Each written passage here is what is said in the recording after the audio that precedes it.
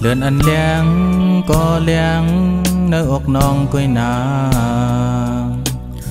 อำทองเปิงมาเลี้ยงป้าปันปุ่นตาปีก็เลยมองไม่เสยอยู่สองแต่มีวันน้องมาเก็บหากกว่าหือสุนตัวใจคือดังเปียงในเลี้ยงปันปุ่นตาน้องก็เหลียวน้องเงยใจ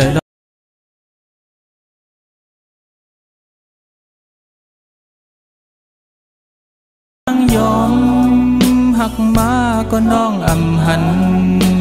มีดองหักและเสืออุ่นสุนามิกึกซ้ำมาหมดเสียงเสียวอันเดลีหันมองมาหักโอยอันเดซ้ำเสือสายเหตุขัดเสือมากูอันเยา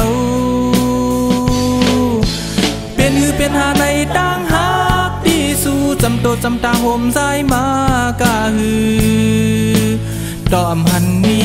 ดังเตซ้ำเสอเลยลูคือหักดังลงในสายซุ่มปันสู้โหดเสอผิดมามองน้องโดยถึงไปดีเลยซ้ำใจปันอีกหนึ่งหากเป็นลู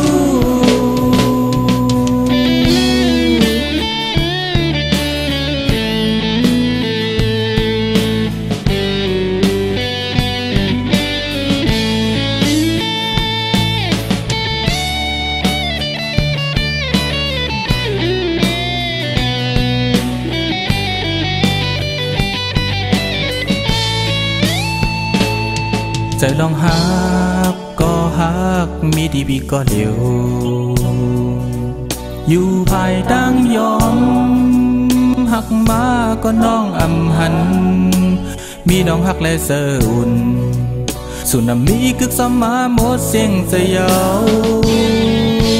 อันเดลีหันมองมาหักโอยอันเดซ้ำเสือสายเหตุขัดเสือมากูอันเยาเปลี่ยนหือเปลี่ยนหาในดังหักที่สู้จำโตจำตาห่มสายมากะหือดอมหันมีดังเตซ้ำเสอเลยลูคือหักดังลงในสายซุ่มปันสู้อันเดลีหันมองมาหักโอยอันเดซ้ำเสอสายเหตุขัดเสือมากูอันเยาเปลี่ยนหือเปลี่ยนหาในดังหักที่สู้จำโตจำตาห่มสายมากะหือดอมหันมีดังเตซ้ำเสอเลยลูคือหักดังลงในสายซุ่มปันสู้อันเดลีหันมองมาหักโอยอันเดซ้ำเสอสายเหตุขัดเสือมากูอันเยาเปลี่ยนหือเปลี่ยนหาในดังหักที่สู้จำโตจำตาห่มสายมา